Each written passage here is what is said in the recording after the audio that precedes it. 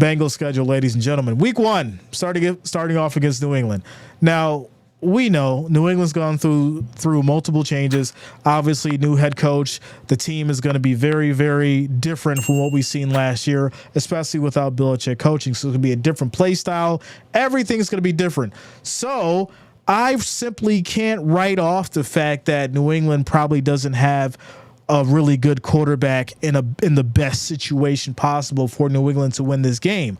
What I will say is you've got Joe Burrow coming back off of a bad season, played with injuries. You don't know how he's going to respond in this game. All eyes are going to be on his footwork. All eyes are going to be on his vision, whether or not he's willing to take a hit.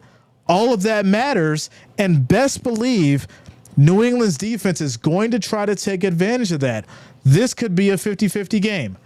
I'm not even hating right now. I would love to say, yeah, I know that, the Bengals are going to go to or face New England and they're going to whoop their ass. I would love to just say that. But unfortunately, I don't know. And I'm sure you don't know because there's nothing on paper right now that can really tell you that that's going to happen, considering the differences in New England. And to be honest, I don't think the Bengals are really going to know what to expect. So I'm going to say 50-50. I'm not going to call it a win or a loss. I'm going to call it 50-50. Week 2 against Kansas City. This is going to be tough. Very tough. Now, obviously, if the Bengals are able to get the win against New England, gain some momentum, then we may have an idea as far as what Joe Burrow is going to do against this Kansas City Chiefs defense. These are the Super Bowl champions. They take these kind of games very serious. They always play up to opponents. Now, when you have a situation as far as going in Arrowhead, it's going to be loud. It's going to be very interesting. You're going to have Patrick Mahomes playing at his best at the start of the season and playing fresh. This could be a very, very rough situation for the Bengals.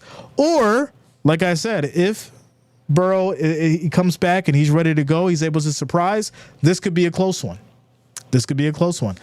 And especially with Kansas City, right? Because they will be coming off of the game in week 1 against the Ravens. So that could be beneficial for the Bengals. KC might get banged up in that first game. You may have some injuries. Knock on wood, you don't want to see that. But I do think the KC and the Ravens game is going to be very, very hard fought, and that may take a toll on Kansas City. So that could be a little bit of a, in favor for the Bengals going into Arrowhead. But once again, these are Super Bowl champions. So I'm going to go ahead and pick Kansas City for week 2. Week 3. They got the Commanders. I think this would be a good one. Commanders are definitely going into, a different year, different squad as well, different culture. So they may not be fully developed in that team yet. I think the Bengals have the advantage here, so I'll take the Bengals there. I'm not sure as far as, what's going on with the Panthers yet.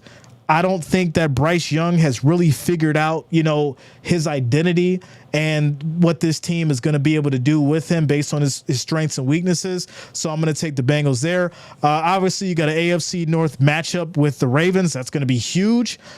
Yeah, I don't think they're going to beat the Ravens at all. I think the Ravens have too much firepower on the offensive side. And then obviously, defensively, I just don't think that, the Bengals are going to be able to really do much with Henry and Lamar on the run. Now, with this being a divisional game, I do think it may be one of those, back and forth for a while. But somebody's going to end up making a mistake. And if I'm, thinking about who would play more mistake-free football, I'm thinking would be the Ravens in this game. So I'll take the Ravens there. The Giants, it's the New York Giants. What do you want me to say? What do you want me to say about Daniel Jones that hasn't already been said? I'm going to take the Bengals there. Cleveland Browns. This is going to be a tough one. Browns defense is strong. This could be another one of those 50-50 games because you're really just not sure where Burrow is going to be. So I'm going to go 50-50 there. After that, it's going to be the Eagles. It's going to be the Eagles in week 8. Now, we've been having this discussion as far as Jalen Hurts and this team specifically in regards to what they've been able to do over the last couple of years. I really feel like Jalen Hurts is not going to be the same quarterback next year. And I say that because the offensive line has changed, his personnel's changed, the chemistry has changed. Yes, we're going to see the tush push. Yes, the defense is going to make a couple plays. But at the same time, I think that Jalen Hurts is going to need more than just that tush push to work this year, because defenses are going to figure it out. They're going to figure it out. With that said, I may give a slight edge to the Bengals on this one, so I'll take them in Week 8 against the Eagles. Week 9 against the Raiders, I mean, I think this may be a defensive battle, but offensively, I'll probably give the Bengals a better advantage on that one, so we'll go Bengals there. And then they face the Ravens again in Week 10, so what are we thinking here? You potentially lose the first one. Can you fight back in the second one and get a close victory? Is Burrow up to the task? Is the team, moving in a way that they have momentum going into Week 10 against Baltimore? That's going to be a question that we have to get into. So that's a 50-50 for me. Week 11 is going to be against the Chargers. What's going on with Herbert? Right? We're going to get into Herbert and company in the next couple of weeks.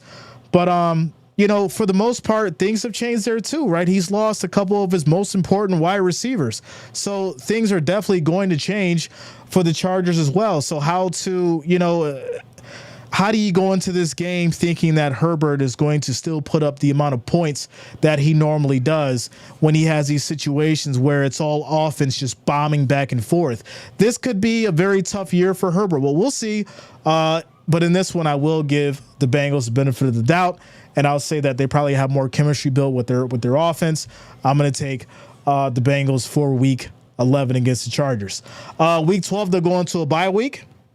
Week 13, they'll go against the Steelers, and this could be interesting, right? You have the dynamic between Russell Wilson and obviously Justin Fields. I'm not sure as far as what they're specifically going to do from that standpoint. They could use both. They could figure out where Russell Wilson is better for the arm strength, and they focus more in game plan on, that specific time frame of what they want to do. Or they use Justin Fields because obviously, he's good on the run and he could pass on the short game, and they're going to have more weapons available for him to use with the Steelers. So it's still a little shaky for me there. I'm not sure if, they're going to have real chemistry going on that field, because there's so much that goes into decision making, having two quarterbacks that are talented in their own way. I'm going to give this a close one for the Bengals. Now, going to Dallas on a Monday night. If Dallas's defense is the way that we know them to be, and Dak Prescott is playing his game at home, I got to go Dallas on this one. After that, Tennessee, right? Will Levis and company. New team. You lost Derrick Henry. Things are changing, for your run game. You've got an okay defense. Things should be, moving and shaking for the most part. But I think this would be a 50-50 for me. I can't really determine how well Will Levis is going to be in the season. Obviously, you guys know how we approach this on a week-by-week basis once the season starts. So we'll look at what Will Levis is doing before we really make that decision. So I'm just going to say 50-50 for now. After that, week 16 is going against the Browns again. That defense, that divisional rival thing going on. I don't see it happening against the Browns. Could be wrong, could be a close game, but we're talking end of the season where these games most likely have playoff implications. So I'm going to side a little bit more with the Browns in this one just because of that defense. Week 17 against Denver, I'm going to take the Bengals, and then obviously the repeat against the Steelers, and then obviously the same situation. Preseason will be against the Buccaneers, then they'll go against the Bears, and then the Colts. So yeah, that's your schedule, ladies and gentlemen. That's your schedule. And I will say this: it's not that I think that it's too challenging.